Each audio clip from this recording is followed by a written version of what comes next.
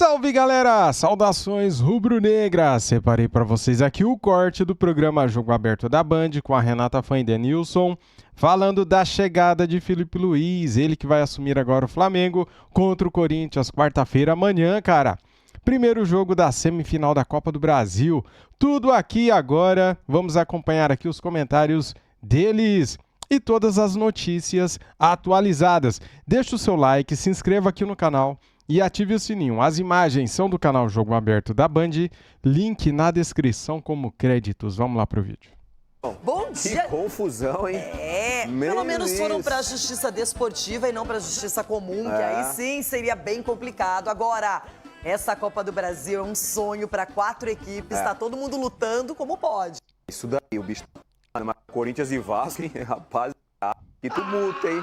Ai, gente, mas a gente vai falar disso daqui a pouquinho. Agora, além de tumulto, e você foi muito bem, temos também mudanças. Sai Tite, entra Filipe Luiz no Flamengo. E claro, essa história tá rendendo muita expectativa, curiosidade. Um cara que tem história por lá, mas agora é comando técnico. E quem vai trazer os detalhes, tudo que tá acontecendo, é a nossa Tatiana. Tati, bem-vinda como sempre aqui no Jogo Aberto. O Flamengo tá rápido pensando na Copa do Brasil, é mesmo? Cara, a internet da Band hoje tá ruim, hein? Nossa, tá caindo.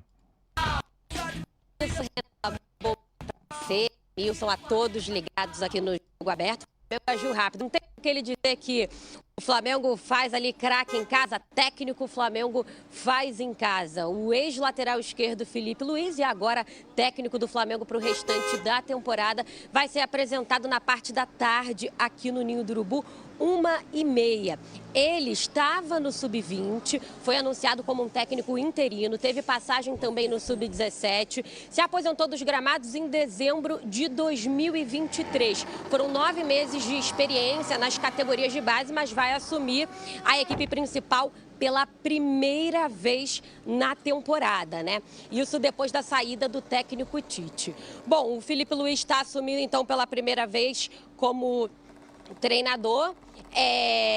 Essa vai ser teve a primeira atividade, né, com o elenco principal. Só um minutinho. Teve a primeira atividade com o elenco principal. Ele vai treinar o time hoje também e vai estrear contra o Corinthians pela Copa do Brasil. A gente vai conferir na reportagem todos os detalhes de como foi esse primeiro dia do Filipe Luiz como treinador.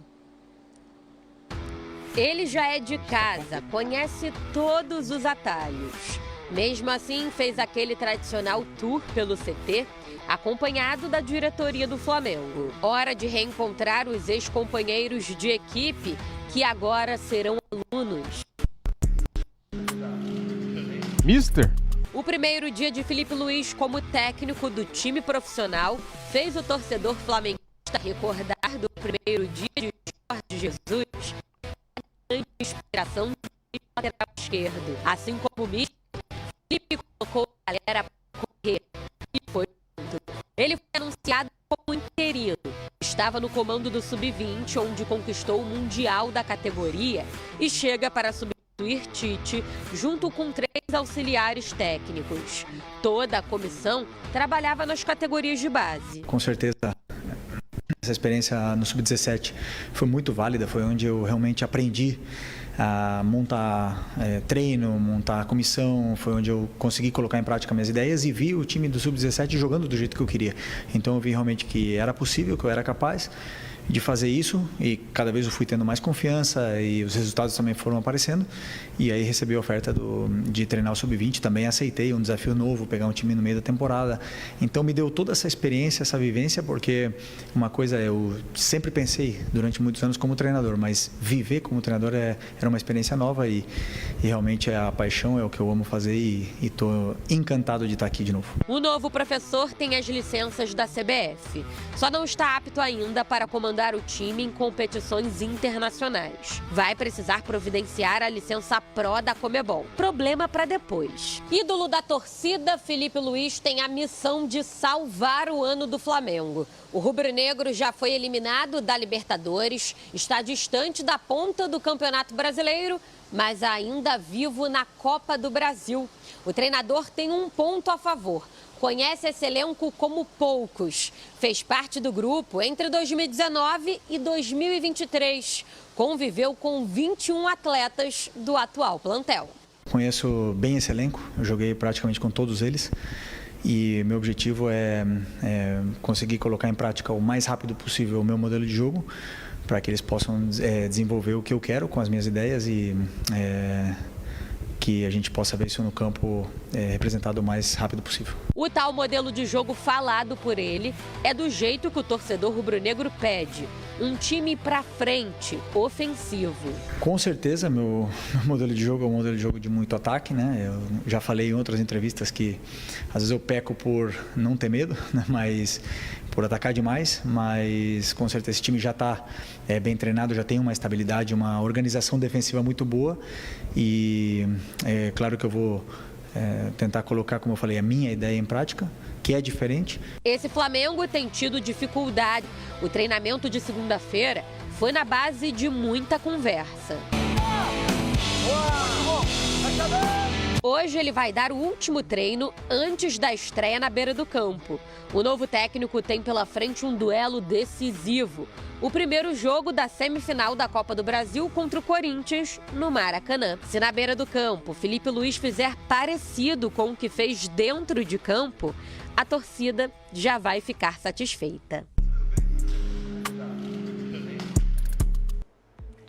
O Flamengo não tinha muito no que apostar e ele já é uma solução caseira, conhece bem o clube, tem o respeito de alguns que foram seus companheiros, seus colegas, outros que o conhecem, acompanharam a trajetória do Felipe Luiz no Flamengo. Quando ele volta do Atlético de Madrid para o Brasil, ele escolhe o Flamengo, foi algo bem pensado, continua lá dentro. Não acho que possa respingar num futuro profissional. Agora, vá que ele se classifique, ganhe a Copa do Brasil, o cara daí conquista todo o respaldo e o direito também de uma sequência. E pode ser que essa responsabilidade seja menor aos nossos olhos. Conhecendo a postura do Felipe Luiz, ele vai encarar isso aí como uma grande responsabilidade. Ele vai chamar essa responsabilidade para ele, que ele sempre foi assim como atleta e provavelmente como treinador também deve ter o mesmo perfil.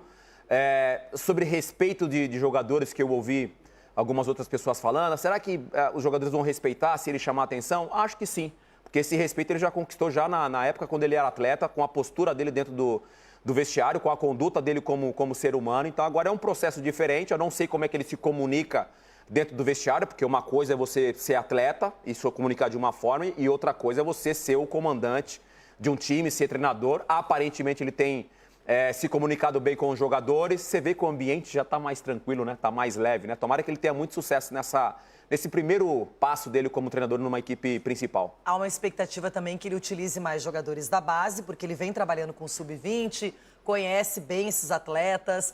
O Lohan, que em algum momento apareceu bem até com o próprio Tite, depois foi deixado de lado. Agora o Tite estava utilizando mais o Everton Araújo, também o Matheus Gonçalves, mas a base pode ter até mais espaço, não sei se agora especificamente para a Copa do Brasil, mas na sequência do trabalho. Até pela importância do jogo, claro, né? Então, se você tem os principais jogadores à disposição, o Tite, pelo menos nesses últimos jogos, o questionamento da escalação, por exemplo, eu falei aqui, por exemplo, o Alexandre fisicamente não estava bem, o Ayrton Lucas poderia ter jogado, o Léo Ortiz também poderia ter sido titular nos 2 jogos, ele foi titular no segundo jogo. Felipe Luiz provavelmente deve ter tido essa análise também, essa sensibilidade, e vamos ver qual que vai ser o time que ele vai colocar em campo. E a posição do Ayrton Lucas era a posição do Felipe Luiz, conhece bem a lateral esquerda. Agora, Arrascaeta e De La Cruz são jogadores que têm um potencial muito grande, mas que não vem rendendo aquilo que se espera. Será que em pouco tempo ele consegue mexer com esses 2 atletas? Emocionalmente, eu acho que sim, mas o grande problema desses 2 jogadores é a questão física. Tanto o De La Cruz, que ficou fora durante um bom tempo por causa de uma lesão, a Arrascaeta da mesma forma, mais o Arrascaeta do que o De La Cruz, porque o De La Cruz acho que é muito mais dinâmico do que o Arrascaeta. Então, o Arrascaeta precisa estar muito bem fisicamente para a questão técnica ficar mais aflorada. Falando em Flamengo, lembramos da Copa do Brasil, tem polêmica que envolve o Flamengo, o Galo, mas hoje a briga é entre Vasco, Corinthians e CBF. Beleza, CBF. Ih, olha o choro. Olha o choro. A Casa do Futebol virou a Casa da Discórdia. Desde sábado à noite, quando tudo mudou numa canetada, de cima para baixo. A pedido do Flamengo e do Atlético Mineiro, por conta de jogadores convocados e da data FIFA que bateu às portas nesse calendário apertado, a Confederação Brasileira de Futebol decidiu alterar os jogos da volta das semifinais da Copa do Brasil. Mas talvez tenha se esquecido de um pequeno detalhe: conversar com os mandantes dessas partidas. Mandantes definidos por sorteio, datas pré-definidas também na sede da entidade no Rio de Janeiro. Foi aí que a celeuma, a rusga, a insatisfação tomou forma. Primeiro, o mando de jogo é nosso. Teria que ter alguém que tivesse que comentar alguma coisa, seríamos nós, não eles. E outra, qual era o mínimo que eles tinham que fazer? Chamasse os 4 clubes, pelo menos, desse uma diretriz para nós. E aí ali a gente achar uma solução para todos. E não é o fato dos jogadores ser convocados, porque nós também temos 4 jogadores pré-convocados. Não é questão disso, é questão de uma logística. E a CBF ignora completamente a negativa do Vasco e atropela isso. Sendo que o Vasco jogou numa situação idêntica, tendo alguns jogadores retornando na madrugada do dia do jogo contra o Atlético Paranaense. Jogador de seleção todo clube quer ter em seu elenco. Dos 4 gigantes que disputam a Copa do Brasil, a maioria tem jogadores que serão convocados. Então, essa é a questão que Vasco e Corinthians não conseguem entender. Para atender o que pediram Galo e Rubro Negro, a Confederação Brasileira mudou 4 jogos do Campeonato Brasileiro para readequar os jogos da volta da Copa do Brasil. Assim, as partidas de volta 9 de outubro, 18h30, Vasco e Atlético Mineiro. Domingo, 20 de outubro, 16 horas, Corinthians e Flamengo. As partidas dos times envolvidos na Copa do Brasil pelo Brasileirão foram para o meio de semana. Quarta, dia 16, São Paulo e Vasco, Fortaleza e Atlético Mineiro. Quinta, dia 17, Flamengo e Fluminense, Corinthians e Atlético Paranaense. Se eles têm problema com jogadores para jogar conosco na quarta-feira, por que eles querem jogar contra o Fluminense na quarta-feira? Por que então antecipou também o jogo do Brasileiro? Contra a canetada da CBF, a Justiça. Vasco da Gama e Corinthians se juntam no mesmo propósito. Os clubes entraram com uma ação no STJD pedindo que a CBF reveja essa mudança de data que aconteceu à revelia, sem o consentimento dos clubes mandantes das partidas da volta. As semifinais da Copa do Brasil nem começaram e já agitam os bastidores. O Vasco, em nota oficial, protocolou sua ação na segunda-feira, afirmando que a referida modificação, realizada sem o consentimento do Vasco e de maneira contrária ao calendário previamente estabelecido, viola tanto a Lei Geral do Esporte quanto o Regulamento Geral de Competições da própria CBF. O clube reafirma seu compromisso com o respeito às normas e à isonomia no futebol nacional. O Vasco aguarda e confia que a Justiça restabeleça a tabela definida originalmente e que o jogo da volta da semifinal da Copa do Brasil aconteça nas datas previamente estabelecidas, sendo elas 16 ou 17 de outubro. O Corinthians foi na mesma direção e hoje emitiu também sua nota oficial sobre o caso. Entre outras coisas, a nota do Corinthians confirma: em defesa dos princípios e para garantir a justiça nas competições, o Corinthians tomou a medida de ingressar com uma ação no Superior Tribunal de Justiça Desportiva, questionando a alteração feita pela CBF sem o devido respeito ao regulamento e aos clubes envolvidos. O clube espera que o tribunal restabeleça as datas previamente acordadas, preservando a lisura e o equilíbrio das competições. Estamos preocupados com a nossa logística, nós estamos em 3 competições. E agora, como é que fica? Quem vai se responsabilizar por isso? E outra, eles estão prejudicando nós mais de 3 vezes nisso. Eu queria que eles explicassem para nós por que transferir de quarta para domingo e o jogo de domingo para quinta-feira. Qual a diferença nisso tudo? Ele está nos prejudicando 2, 3 vezes nesse sentido. O adversário está sendo beneficiado, isso para mim é muito claro. O outro ponto é o seguinte: só falta o adversário agora escolher o árbitro para o jogo. Só falta o adversário escolher o árbitro para o jogo. A CBF perde completamente, para mim, a credibilidade tomando essa decisão. O Vasco não quer ser beneficiado. Ah, não, imagina, nossa. O Vasco quer justiça. Agora é esperar pela CBF. Será mesmo que ela vai voltar atrás nessa decisão? As semifinais da Copa do Brasil estão 4 clubes envolvidos na disputa. Que situação, é a maneira como é conduzido o processo todo. Tem que ouvir os lados, conversar com todos, não pode dar essa cara simples de benefício. E eu comentava com o Denilson aqui, eu não consigo entender, todo mundo sabe a data FIFA, quando é, quais são as datas. Não adianta jogar na terça e achar que os jogadores brasileiros ou estrangeiros estarão disponíveis já na quarta-feira, todo mundo sabe. Por que que lá, né? Na frente, lá eles não resolveram isso quando planejaram os campeonatos, essas datas. Exatamente, cara. Isso daí é um erro da CBF. Porque eles dão pano pra manga, não é? Dão pano pra manga. Eu entendo quem perde os jogadores, mas também entendo quem quer ter um pouco mais de benefício de uma coisa que já estava estabelecida. Eu acho que aí está o ponto. Esse negócio já está decidido, por que você vai mexer agora? A data FIFA da mesma forma. Se você sabe que daqui 2 meses, na semana tal, a possibilidade de jogadores serem convocados para suas respectivas seleções, já está definido. Você faz um planejamento e tudo ok. O que chama a atenção é você mudar um calendário, Loirão, sem comunicar os clubes. Igual o Augusto Melo falou no domingo, né, no apito final do Craque Neto. Por que não chamaram os presidentes e falaram assim, rapaziada, a gente está pensando em fazer assim, assado?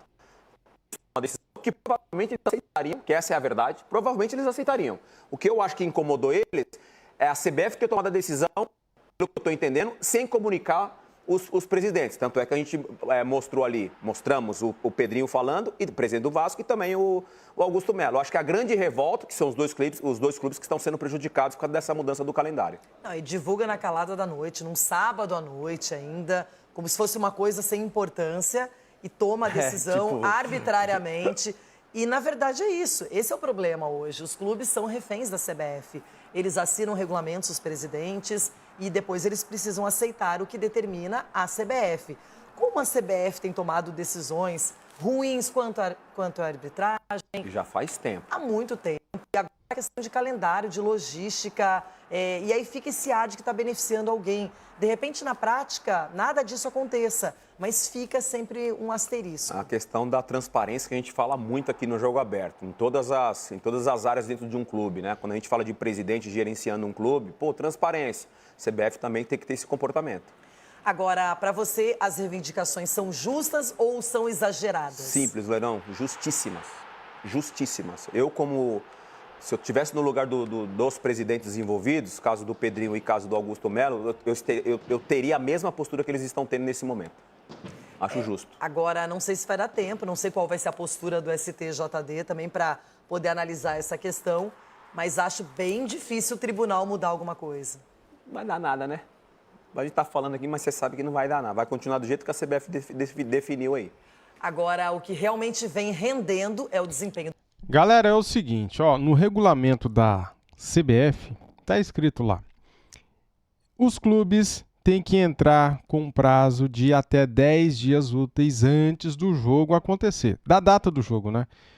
Para fazer o pedido de alteração de data.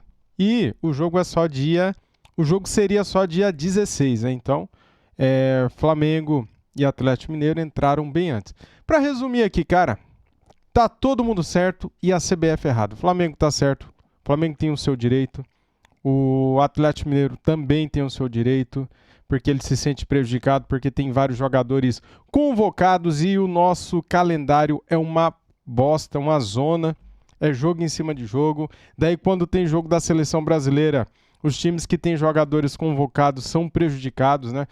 A seleção brasileira joga dia 15, os caras tinham marcado para o dia 16, dia 17, né? O jogo da Copa do Brasil. E daí é muito em cima, cara. O Flamengo tem 6 jogadores convocados, né? Para as seleções. E o Flamengo tá certo. O Corinthians se sente no direito de reclamar, tem as suas razões também. O Corinthians está em 3 competições, na Sul-Americana, Copa do Brasil e Campeonato Brasileiro. É uma competição em cima da outra. A logística, né? Ali o Augusto Melo reclamando da logística. Cara, o Corinthians tem as suas razões, os seus motivos para reclamar. O Flamengo também tem, Vasco também tem e Atlético Mineiro também tem. O errado foi a CBF que montou esse calendário, essa competição, um dia depois do jogo da seleção brasileira. O errado é a CBF. Beleza? Concorda, não concorda? Comente, fique à vontade, deixe o seu like, se inscreva aqui no canal e ative o sininho. Tamo junto, saudações, fui!